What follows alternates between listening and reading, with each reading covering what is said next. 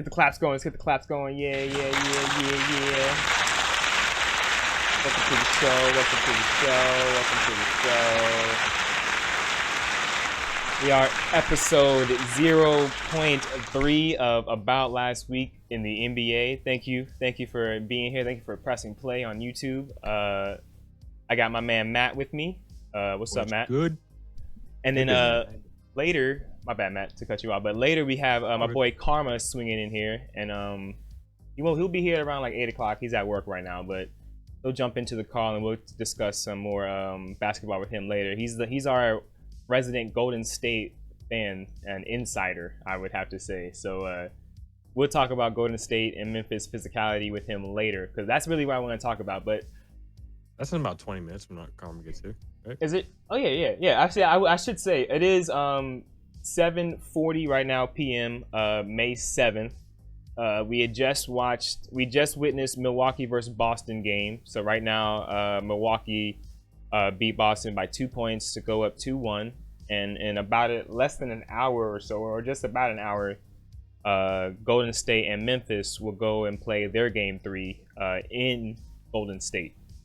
So I wanted to get a nice little show in before that happens, because I really want to talk about this week, man. This week was a lot of stuff to talk about, honestly, man, because Monday, it's insane how like I have to now go back to Monday, because Monday was such an eventful day. The Draymond ejection, and then Tuesday Tuesday, really nothing to talk about. Miami did their thing. Milwaukee got washed, but we'll talk about all that later in the show. But really to talk about the game 3, Milwaukee and Boston, that just went down. It went down all the way to the wire. Milwaukee wins by 2 points, literally seconds before what's his name, Al Horford almost tapped in the ball and won it at the last second, but the timer went off and it did not count. So Milwaukee, Giannis go up 2-1. Next game is Monday in Milwaukee, and it's pretty much a must-win for Boston. But before we get to that, let's talk about the actual game itself. And it was a great game, man. My man Matt, being a Celtics fan, I'm sure he doesn't think it was a great game. He's probably stressed the whole time, man. What do you think? Was it stressful, man?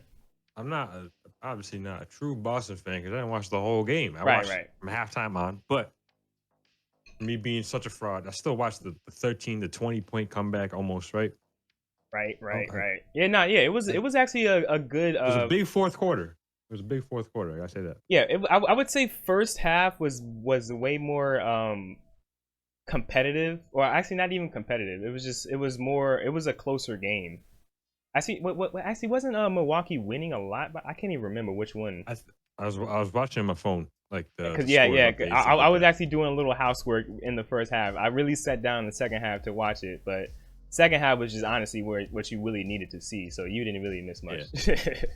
I saw the scores. They only got to like 52, 50 something at like half. Right. It was a little bit back and forth, but it was mostly the Bucks. Restart my camera 1 second. My camera looking like a little buggy. My bad, chat. But yeah, what you were saying?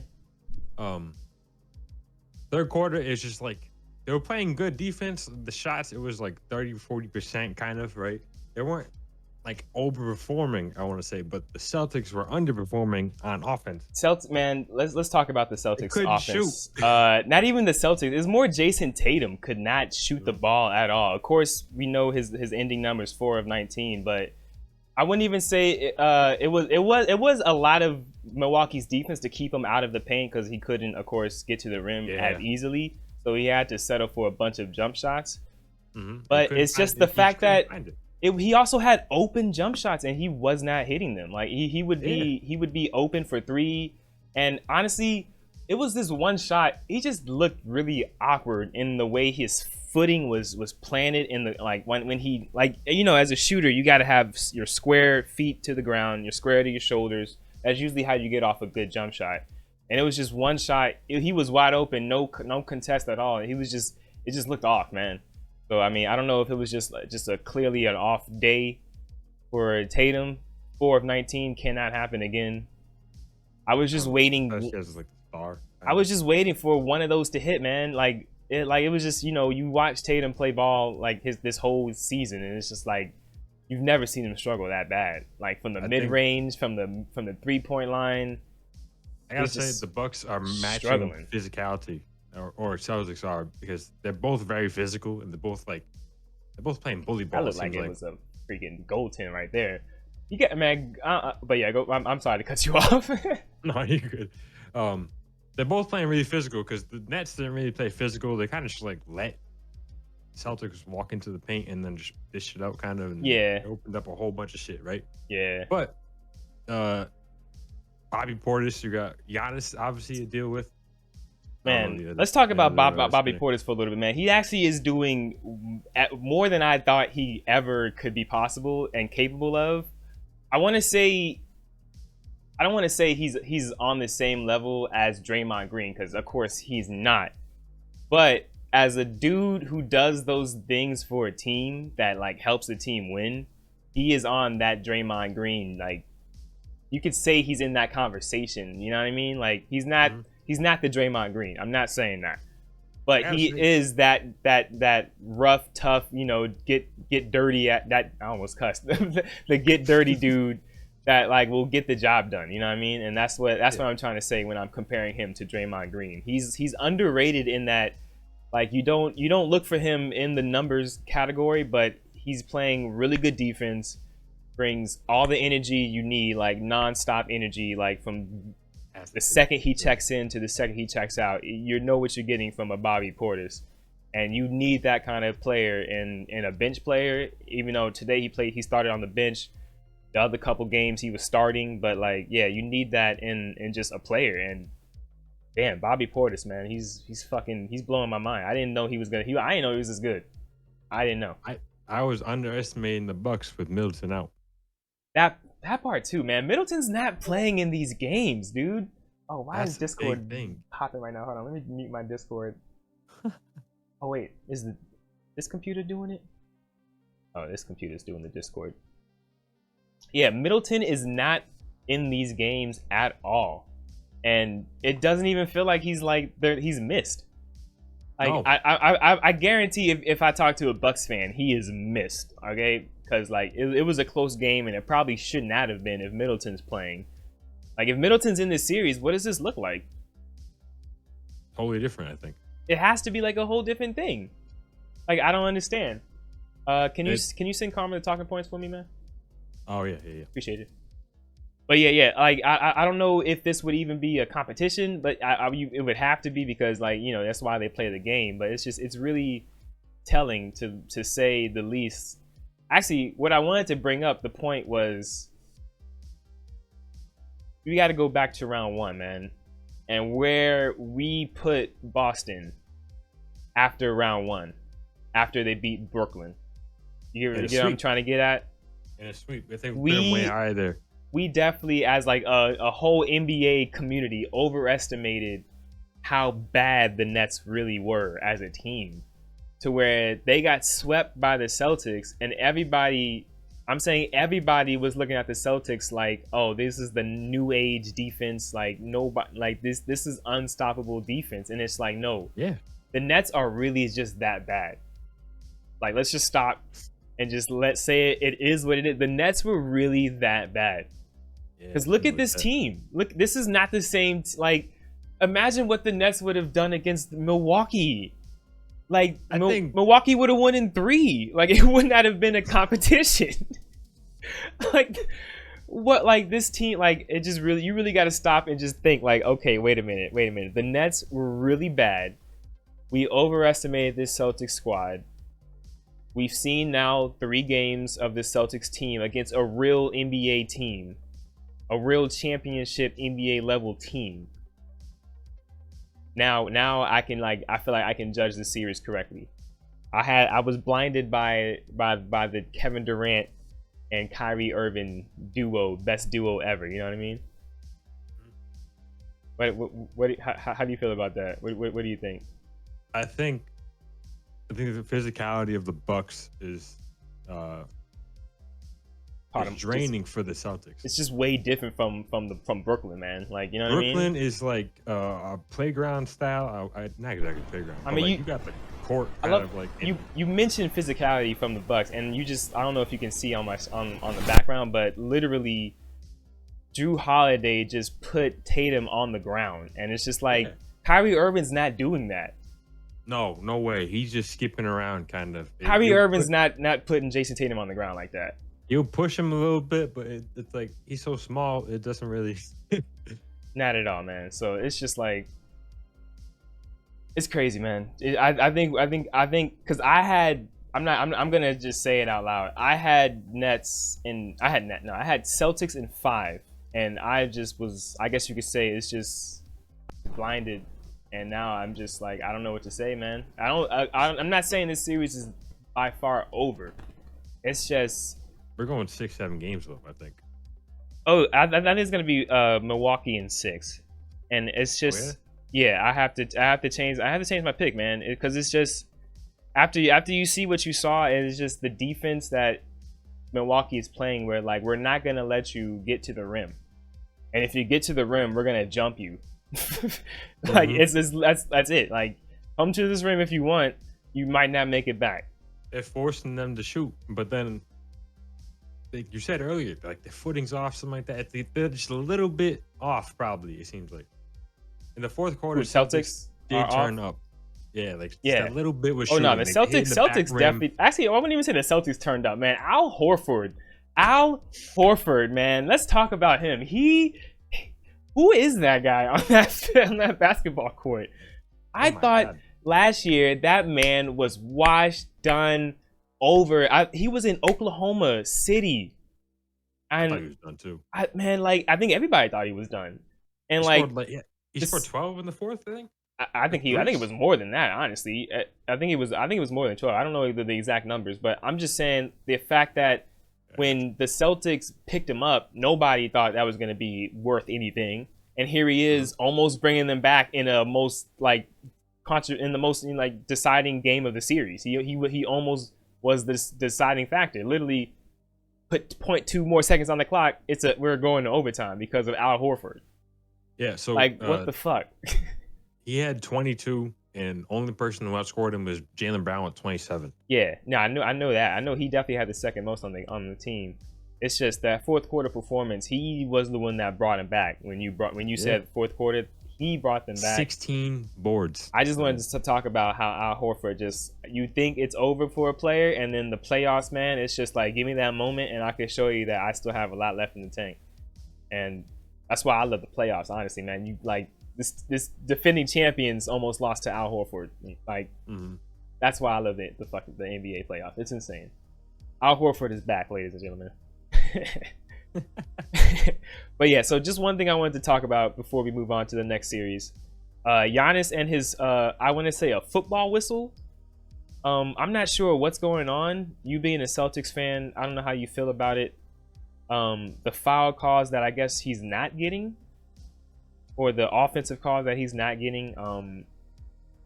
There was this one that was pretty obvious. Grant Williams was just like posted up in the lane, and it was an off ball. It would have been an off ball offensive foul on Giannis, because like the ball, Drew Holiday had the ball and bringing it up, and Giannis just barrels over him. Like, Grant Williams not moving, set up perfectly fine, and Giannis just barrels over him, defensive foul.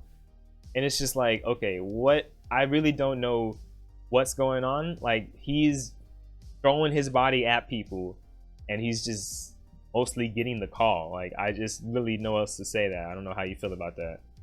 Like, I said it earlier in the pre-show. Yeah, it's weird how on defense you can only do so much with your body to stop the person from doing what they gotta do to get to the rim, right?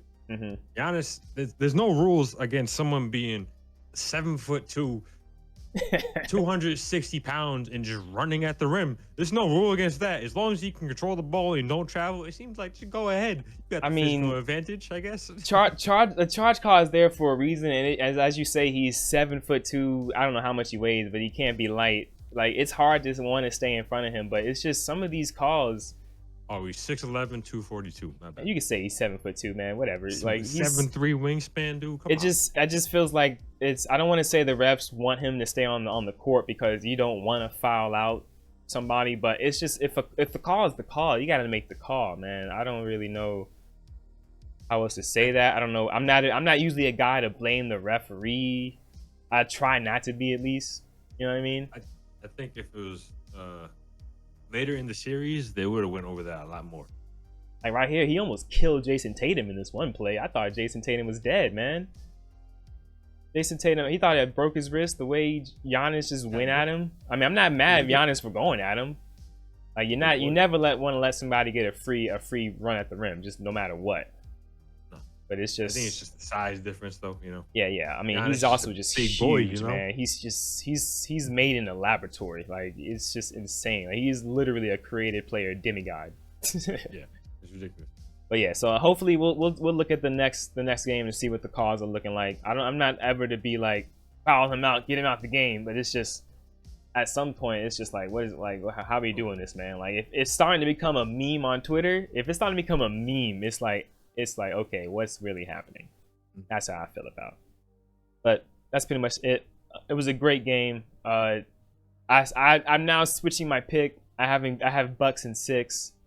Yeah, Celtics in 6. You still got Celtics in 6. I respect it, man, because this game could have easily gone to overtime, and who knows what could have happened, man. Jason Tatum could have hit a couple of shots. It's Marcus Smart with the missed threes back to back. Yeah, talk about those last couple of possessions, man. Y'all had a couple of open threes. Y'all could have went up 2, and it was just y'all couldn't hit it, man. Sometimes it just be like that. It'd be like that. It's like too big of a moment, I guess. It'd be like that, man. Yes, so I did switch my pick.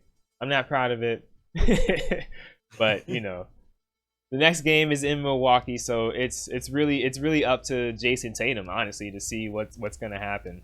And yeah, I'm looking forward to it. I'm looking forward to it. 10 points. Can't be in the playoffs as a starter with only 10 points. Yeah, Jason Tatum. Yeah, he can't have another 10-point outing, and he won't. He won't.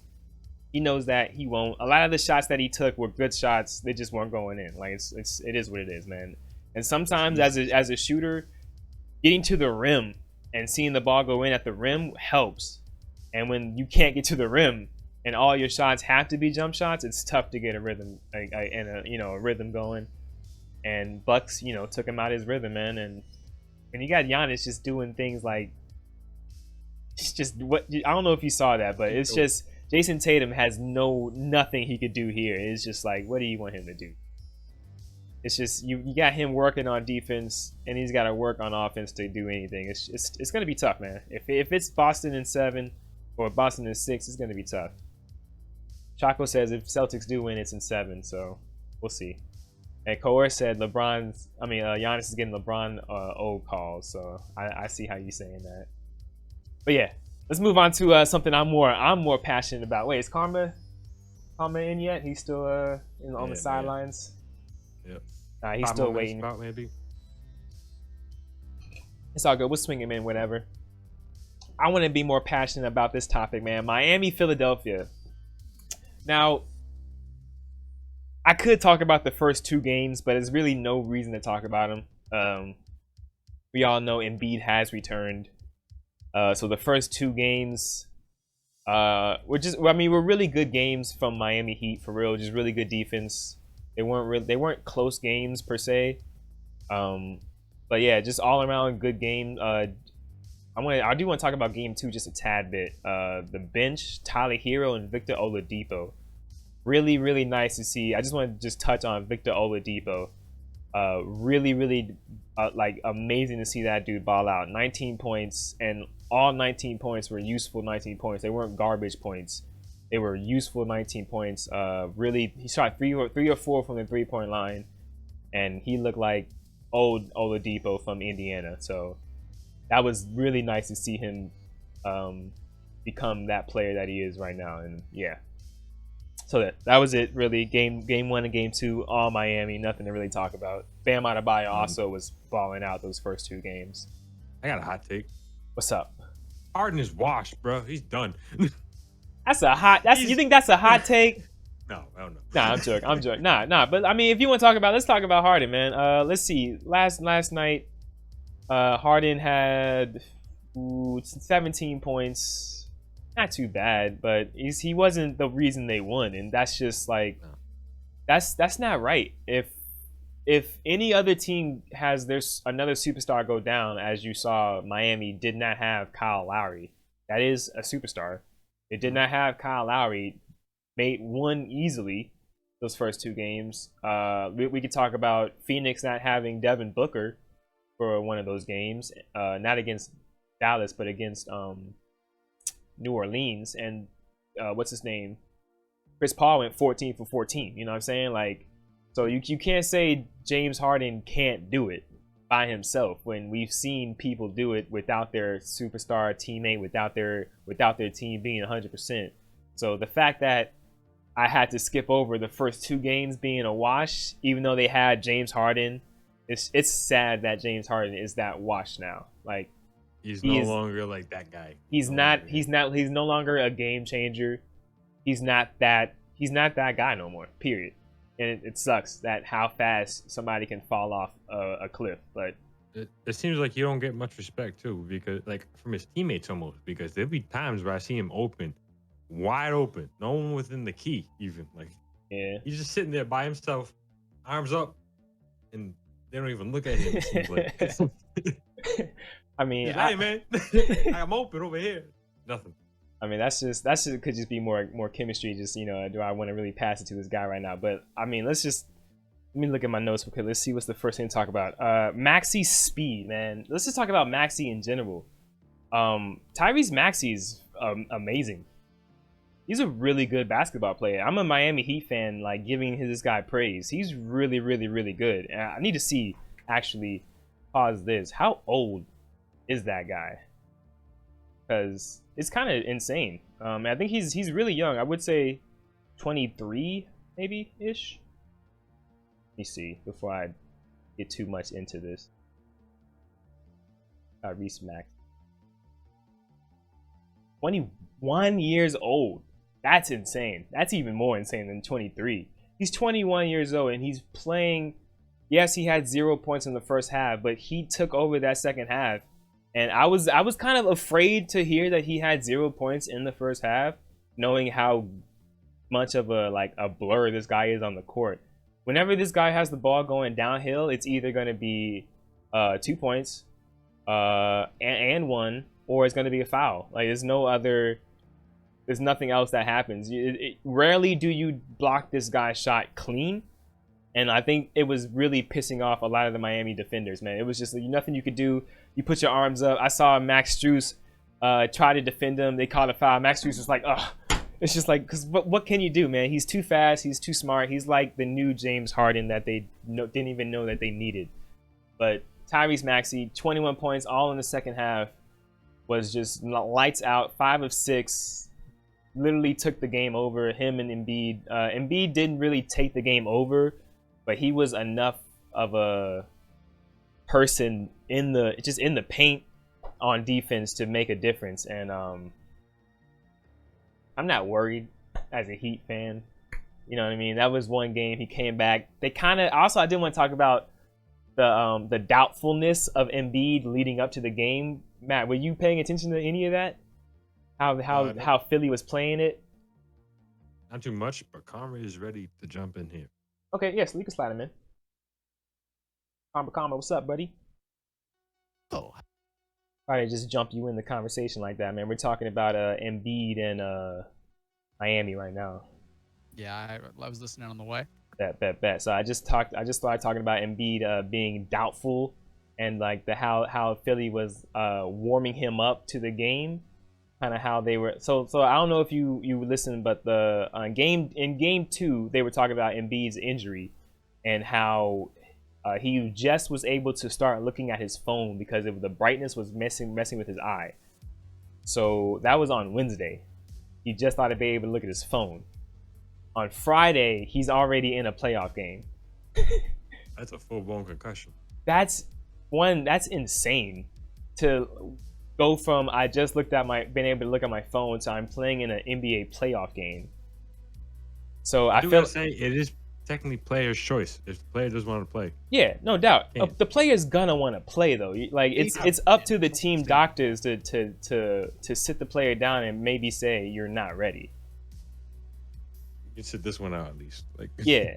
But I'm not saying the team doctors are a little shady for that, but it was just the way they were leading up to the game. It was a lot of he's doubtful to play, he's questionable to play, he's probable to play, and then we're gonna let him warm up and shoot. If he doesn't feel nothing wrong, he's gonna play, and then he's playing. It's just like y'all knew the whole day this man was gonna play.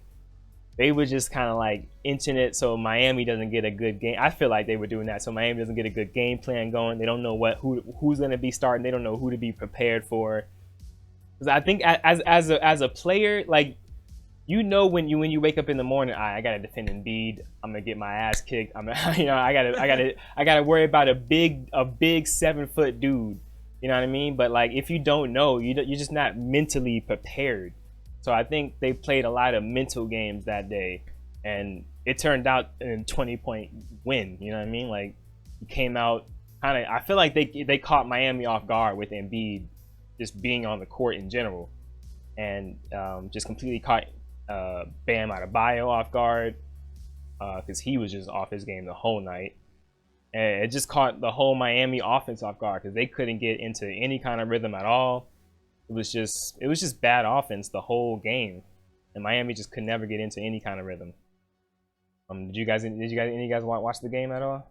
Yeah, I watched it. Man, I was gonna say that even though he only had 18 points, Embiid just being on the court was like a disruptor. I know he got like smacked by Bam by accident at one point throughout that game, and he was just still going hard the entire time. Like that is scary. Masked Embiid is a different monster, man. Like, I know. Again, I know he wasn't doing like the most scoring, but 18 points on that injury is still phenomenal. 18 points is also.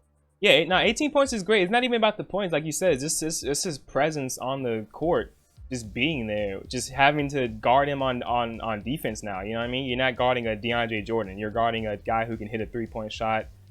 You're guarding a dude who can Euro step you in the open court. You know what I mean? It's just you're guarding a whole different character. So I know you guys already gave James Harden the work, but my God, he had a point less than a man with a face mask on. Like, come on, this guy can't be touched anywhere near his head level, and you drop a point less. How many shots did he shoot? Let me look it up. 11 shots. He was 4 of 11 and 1 of 7 for 3. He was horrible. Wow. 11 shots. You can't do that, man. And honestly, you gotta look at his free throws, 8 for 8. So what I do for James Harden is I take his free throw points and subtract it away from his overall points. So he really only had 11 points. Oh wait, no, I'm sorry, 9 points. Yeah, he really only had 9 points, 8 rebounds, 8 assists. That's what I usually do. I take his free throws away from his actual points, and that's his actual production to me personally. Without free throws, he was a Tobias Harris. Yeah, literally. And also Tobias Harris reverted back to Tobias Harris when Embiid's back on the court. Really weird. Tobias Harris was like their star player 2 games in Miami, and then all of a sudden he reverts back to the Tobias Harris that we all know. He just disappears on the court. But yeah, man, just a bunch of Embiid just being a disruptor, Maxey being Maxey, who is actually a breakout star right now, who's honestly, man, who do you pay at is Maxey's contract? His contract's not up, is it? Like he's still on his rookie. He's saying Chaco said it was his second year. So I think he's still under contract, but it's just like I don't know, man. Do you pay James Harden like after seeing this performance in the playoffs? I'm asking. Do you? Probably. Are you're gonna pay James Harden? Yeah, just not because I'm not gonna pay what he's worth, like or what he's quote unquote worth right now. Yeah. But I'm still gonna pay him regardless because having him on the team is better than not having him on the team for the moment because he still gets those calls, he still gets those free throw points. Is he worth the money? God no, not even close. But I mean, they don't have anyone else who's gonna step up in there right now. They gave everybody away in the Harden trade, so like. Oops. That's true. Great. That's all great points, man. Like they really like you don't want to pay him, but you have no choice. So like they find somebody in free agency like Donovan Mitchell, Zach LaVine. Ooh. Zach LaVine too. Ooh, Maybe Zach LaVine. Zach LaVine's been talking a lot of stuff, man. Who knows, man? This offseason could be a little shaky.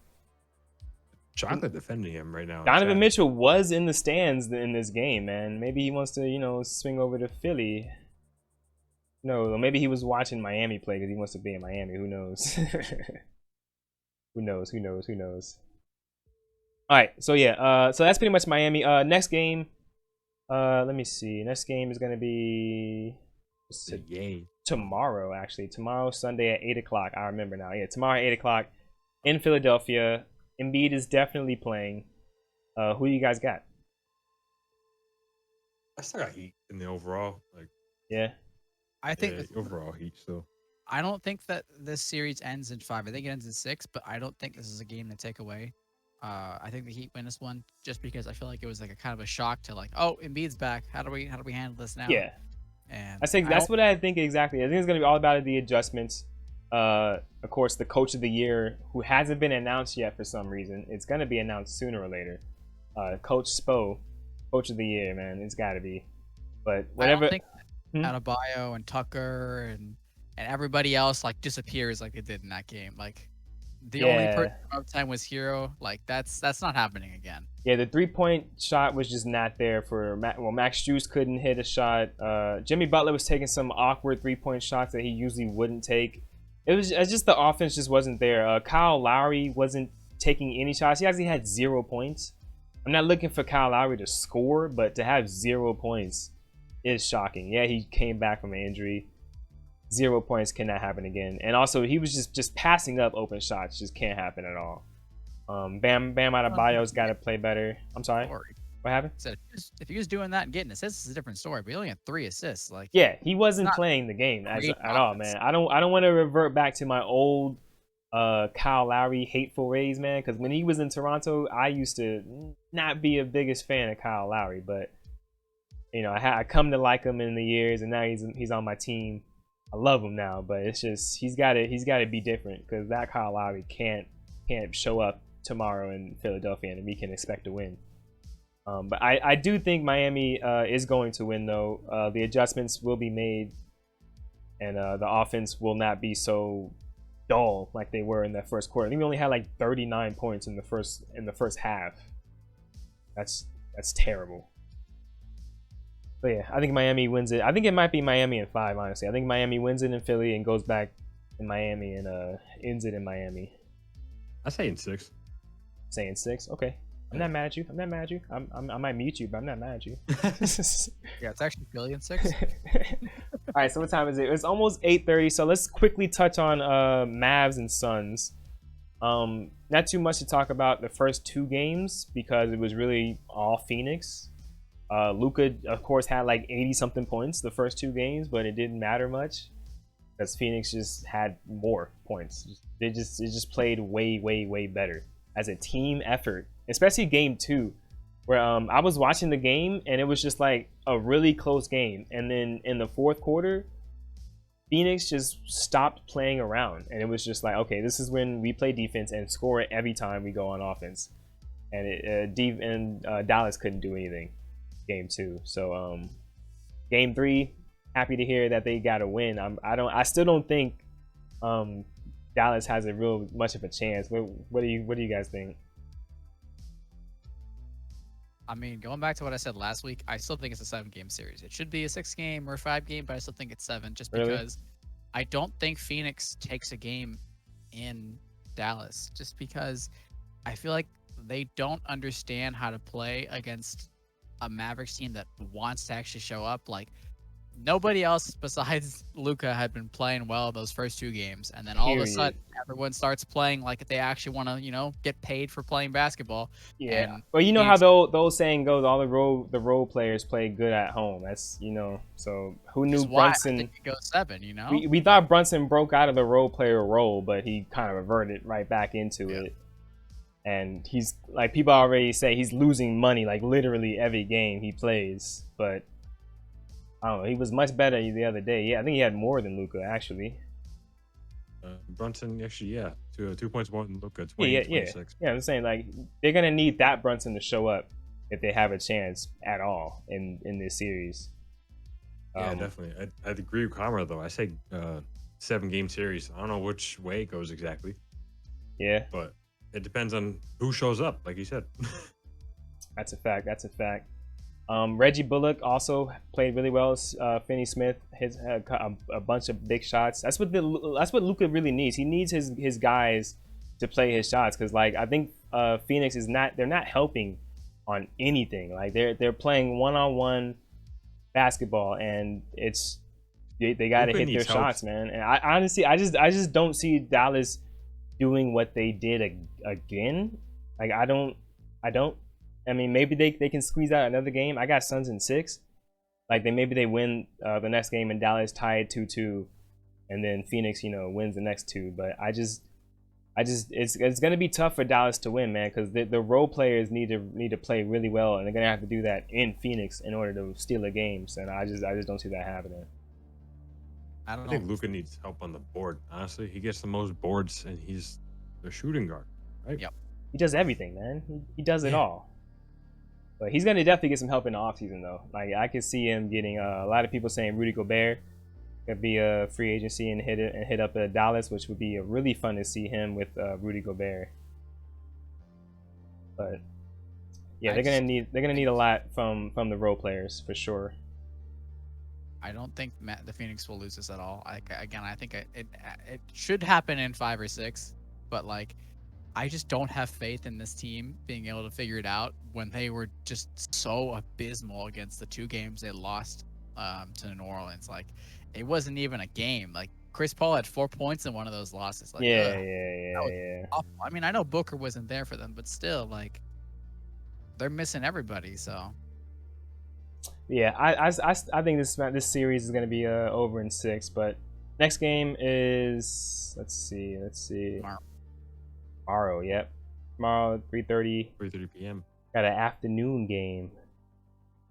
It's gonna be interesting in Dallas. Yeah, like you said, they're not gonna lose one in Dallas. I think Suns win that one, and it's gonna be bad because Luka's man, his playoff career is gonna look a little shady if they do lose in 6. If Luka goes 7, I think he'll get a little respect. But if they lose in 6 or 5, we gotta start looking at Luka like, yeah, you're great, but in the playoffs, do you make your team great, or is it just you? And so it's gonna be really big for Luka these next couple games. So yeah, focus on Luka. But yeah, now That's we a good get point. What I just said. Yeah, the needs help and stuff like that. It's just like, are you great or are you making your team great? That's a great point, honestly. Yeah, I mean that's what the conversation is going to turn into, man. Because like LeBron made his team great, made it to the finals. I don't want to say compare him to LeBron, but I mean LeBron was alone in those series. I think he's the championship, like not standard, but like I don't know, I know what you mean. Way to be, I guess. You got to be that guy. Will he be that guy, man? We'll see. But yeah, let's get to the nitty gritty, man. We got a resident Golden State fan in the building, so I really wanted to talk about this series. This series has been one of the most physical series this whole postseason, I would have to say. Even though there has been just a lot of elbows just being flung around everywhere. I don't think I've ever seen this many elbows, just people just getting smacked around. Just, you can say accidentally, but some of them look kind of on purpose, man. Like today, it was one elbow. Who did it? I forgot who elbowed somebody. I think it was Bobby Portis elbowed Grant Williams. That looked very intentional. Oh no, sorry, you're right. Nah, I think it was Bobby Portis on Grant Williams. No, not Grant Williams. It was the other dude with the dreads on the Celtics. I can't think of his name right now, but it looked very intentional. He made it look not, but I don't like. You look at it, it looked like he saw his head, it was gonna be there, and just like lowered his arm like without a care in the world. Looked a little intentional, but like, hey man, playoffs, physicality, elbows are everywhere. Just gotta hope you don't get hit in the face too hard. because you're gonna get hit in these playoffs, man. It's kind of crazy, but physicality, game one. Let's talk about pretty much game one. The ejection, man. Carmen, what do you think about that one? The Draymond ejection. Let's talk about the first ejection, because this game has so far been 2-0 for ejections in every game so far. So will this next game have an ejection? We'll fucking see. Right. But what do you think about the first ejection, Karma? The Draymond Green one, the slap in the face, grab of the jersey, pull down. I think that I'm just going to cover both of them at the same time here, because I think that they both warrant an ejection. I think both of them are deserved.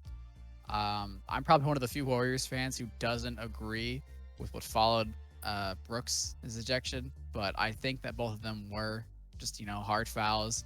I don't think either of them were like malicious, like in trying to injure people. Like, I don't think that Brooks was trying to break Gary Payton's arm. It's just unfortunate how he landed. Right. There's no way that wasn't intentional from both players, from both Draymond or Brooks. Like, Draymond literally chopped his arm right down the middle of his what's his name's hands. So, like, I get he tried to catch him at the end there, but he also didn't really contribute to help on the way down. And then Brooks it was just a hard foul. Like, it's a flagrant 2, no question about it. Ejection deserved, but I don't know if I agree with the suspension unless.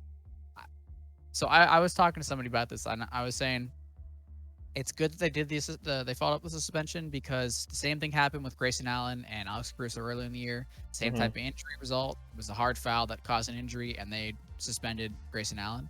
So I think it's good that they keep consistency there. But I don't think that the suspension was any more deserving than Draymond should have had one at the same time as well. Because, he got lucky.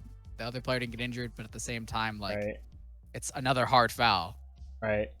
Okay. I'm not gonna lie, man. I didn't know I had a logical Warriors fan on my arm. Like, you know what I mean?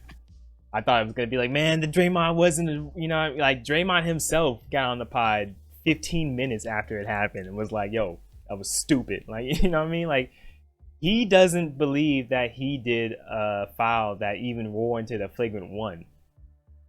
That's his words. I think it's wild to say that. If you watch it back, man, it was, you smacked him in the face, grabbed his jersey. You say you tried to keep him up, but it was too much that already happened. So yes, that is a flagrant 2, man. You gotta go.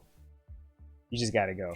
Is that up to that point? Draymond had no fouls in that game, and then just did that. I'm more surprised he had 0 fouls almost at halftime. Like, that's just the craziest thing to me. I didn't even know that was a stat. That's kind of crazy. I didn't know that. Yeah, he had no fouls and then got the flagrant 2 ejection. Could it have been a flagrant 1?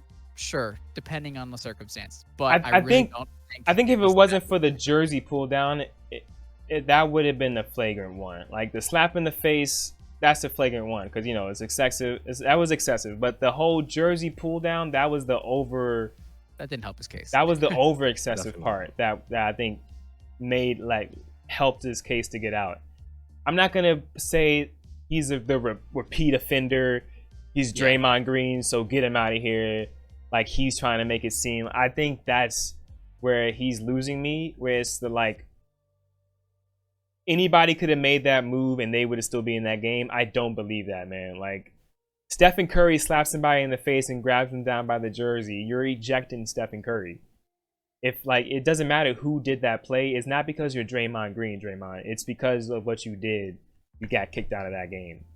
So if the suspension and ejection and game 2 never happened, I would have probably agreed with them up until this point, because they wouldn't have been consistent. But they were consistent throughout the entire thing. Like the Warriors, I know Draymond got elbowed accidentally in that last game. Steph Curry got smacked over the head by Clark on a block and stuff. Like, it's a really physical series. But I mean, surprisingly, the refereeing got way better with the second game, and they were being a lot more consistent with stuff. Facts. But so yeah, I didn't talk about the Dylan Brooks one as well.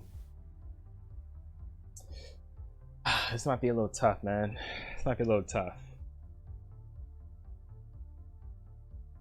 He was ejected, I think, solely because he broke his arm. That was a flagrant 1 foul. In my book. He smacked him against the head mid-air, but he wasn't anything like, you know what the term is, excessive, or what is it for flagrant 2? Like, what's the terminology for a flagrant 2? It's excessive and with intent. You know, is that like what it is? Somebody that's what I'm pretty sure it was. It's like it's something like that. So you can mirror this with what literally just happened today with Giannis chasing down Jason Tatum, and I'm glad this happened today because I had this point before Giannis almost broke Jason Tatum's arm. But if Gary Payton gets up and walks away, is that still a flagrant 2? So the definition of a flagrant 1 and a flagrant 2 is a flagrant 1 is unnecessary contact committed by a player against an opponent, and a 2 is unnecessary and excessive contact committed by a player against an opponent. All right, so I'm over here watching the Draymond Green ejection. Let me look at the Dylan Brooks, because like there was a slow-mo video of it that I saw, and I don't want to watch him hit the ground because I'm sick of watching him actually break his arm, but I want to watch just the hit. And okay, damn, that hit is crazy. That's a crazy hit, bro. He smacked the mess out of him. But like I'm saying though, is it unnecessary and excessive? Is it excessive? I'd say so, because I was gonna say this slow mo I saw happen. I know it's a slow mo, shouldn't be used as like the main thing to like look at, but you looked at where his head is. He's not looking up at the ball. His head never, never jerked up and looked at the ball. His arm was not anywhere close to the ball, and he just swung and decked the back of his head. Like, if he got contact on the ball, I'd be agreeing with you. But we had the same thing happen, at least as a Warriors fan. We had the same thing happen with Klay Thompson and Danny Green in the finals of 2019. And Danny Green had the same result, but he got contact with the ball. And afterwards, I hate to include this as well, but afterwards, Brooks went and taunted him and was celebrating. And on the other hand, Danny Green's over there trying to make sure Klay's not, severely injured. Right.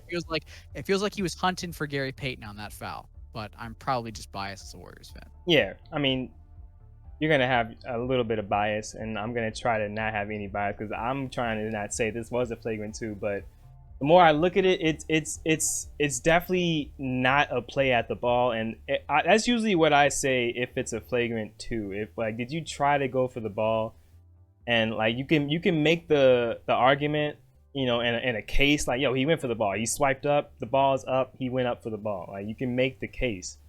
It's hard to make the case. I'm just saying, if he falls, if Gary Payton, a lot of people were saying, not a lot of people, but Chuck. Charles Barkley said, you got to fall better. You got to not, lock your arm, because I have broken my arm. I have 2 holes, scars in my arm where I had nails go in my arm because I braced my fall with a perfectly straight arm. And like after that, I learned you cannot fall like that. So it's I'm not saying. Go ahead. In football, at a young age, when you go into it, right? The first thing they teach you is how to fall, because you're gonna get hit in some weird ways. Where you're gonna fall backwards, sideways, like fucking on your head almost, right? They teach you not to put your arm out to stop yourself. You gotta just take it. Yeah, tuck in and take it. And I think that probably was towards the ejection and suspension, the fact that he got injured. But yeah, but I'm saying, back to my original point. I was just trying to say, it's just, let's just say he falls on his butt, gets up and walks away. Are we still calling that a flagrant 2? Yes or no? I still want to say yes, just because of the how the hit was. But again, I'm probably probably a little biased. 3 minutes. Now think about the scenario. 3 minutes into a playoff game, are you ejecting a player like that after the player gets up and walks away just fine? You gotta think about this scenario. 3 minutes into a playoff game, you're probably not ejecting the guy. I think that's that argument I'm trying to make is it's only because of the injury that he got ejected. Just think the windup was so excessive. Like, he cocked his arm all the way back and smacked him. Like, you really. Yeah, it was like he expected him not to jump. And then the jumping too. He does not get off the ground like more than barely a foot off the ground. Look at how close he was to the ground. like taps his foot kind of. Hey, bounces a little bit. I'm not arguing the fact that he ain't go for the head. He wanted to do a hard foul, and that's what you do. 100%. It was a hard foul. Playoff. It was a hard foul that turned out he landed terrible, and yeah. Now I'm sorry. It sucks to say because Gary Payton was like he started the game like he was gonna make a difference in this series, and now he's gone. He's not coming back from that anytime soon. I don't think. They said a month. I don't think it's happening. What do you think, Arma? I can play devil's advocate real quick and say, What's up? You go against this Warriors team stacked as hell. You can get all the help. You can take all the help you can get.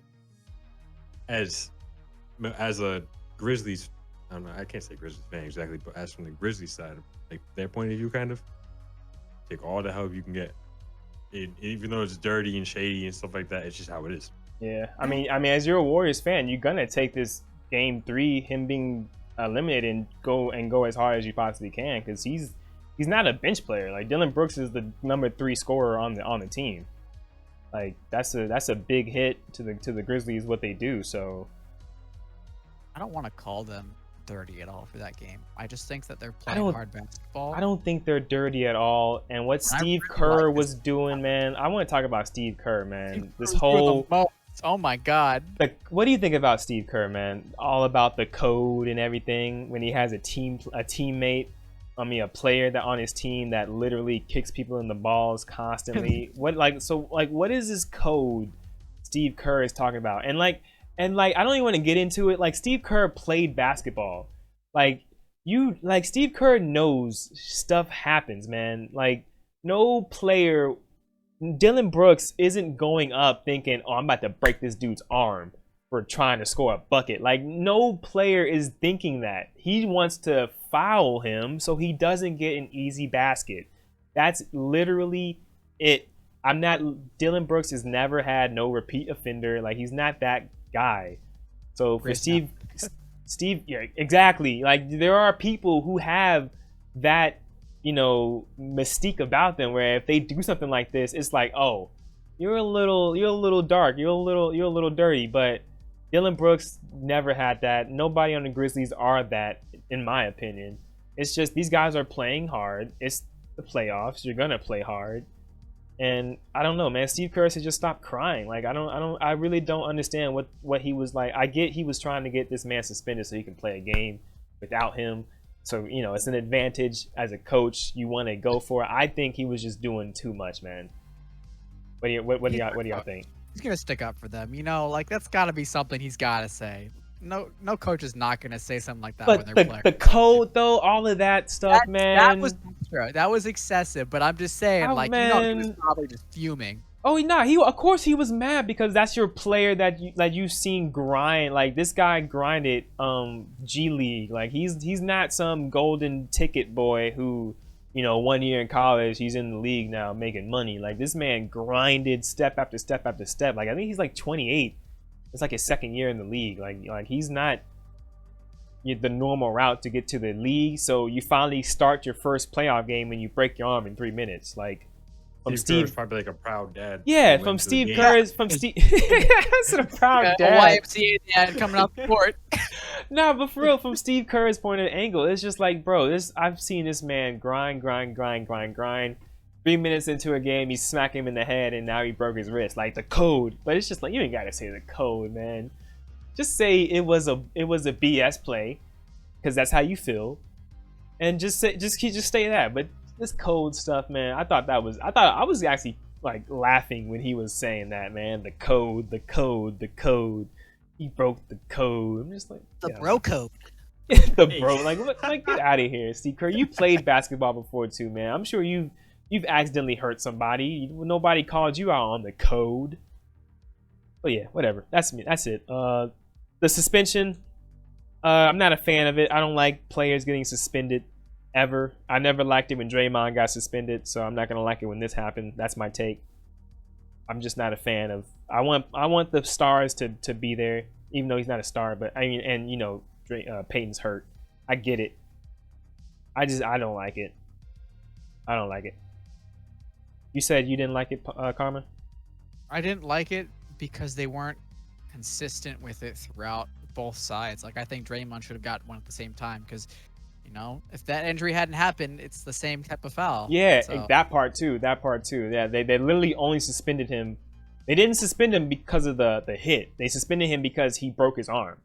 I wish they would have suspended Draymond at the same time because I think the suspension is deserved because of what happened with Grayson Allen and Caruso earlier and them being consistent. Right. Only deserved if Draymond gets the same treatment. It's either nobody or everybody, you know? You only get suspended if the player is injured.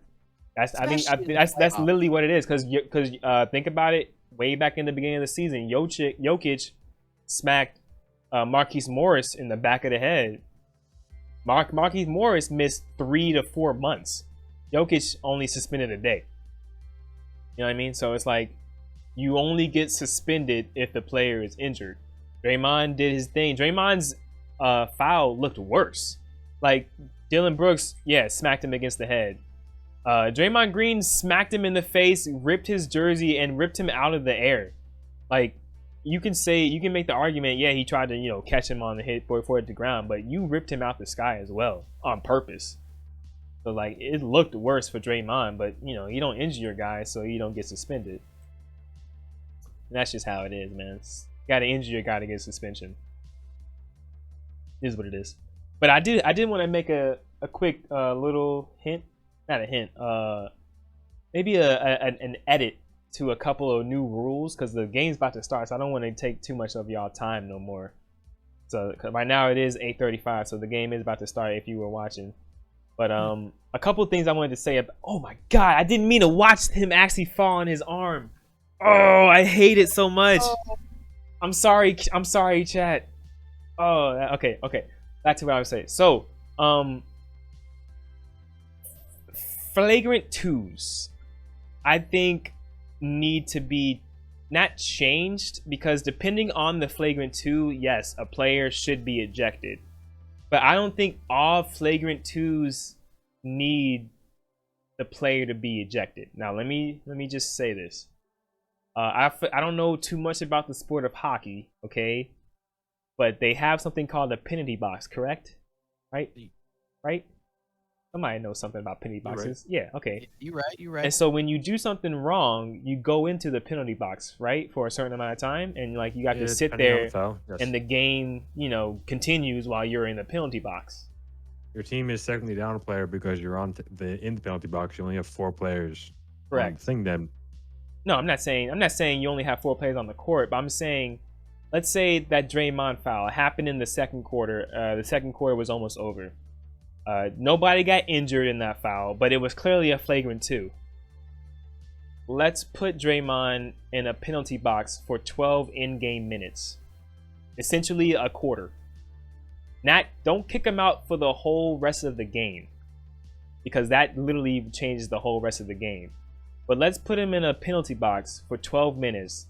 Let's let the coach on the other team, now we have to figure out how to, incorporate a game plan without Draymond for the next 12 minutes because he's gonna for sure come back into this game. What do y'all think about that? Is that crazy? Is that stupid? What do y'all think? Y'all think that could work? They could go a step further and just instead of doing the penalty box thing, they could just add like 3 foul points. So like 6 fouls and you're thrown out of the game or whatever. You just add 3 on whatever. Just 3 more fouls? Yeah, exactly. So they're in foul trouble the rest of the game. I think I like my penalty box way better. I think I like your penalty box either. I'm just offering. Because you gotta think about it. It's a flagrant 2 that gets him into the penalty box, not just any foul. Yep. So usually the penalty box would be I'm not ejecting this player because it wasn't worth an ejection because nobody broke a bone. You know what I mean? Yes, you smacked a guy and ripped him out the air by his jersey, but I don't want to kick you out this game because you're a crucial a piece of the Warriors, and everybody wants to watch the best players play ball. So what we're going to do is we're going to put you in the penalty box for 12 in-game minutes, which means he goes out 1 minute in the second quarter, he can return with 1 minute left in the third quarter. That, you know what I'm saying? So 12 in-game minutes, easy. He's back. Time that he's sitting in a box. Everybody can cheer at him. He can't talk to the team. He can't do nothing with the team at all. He's just in the box.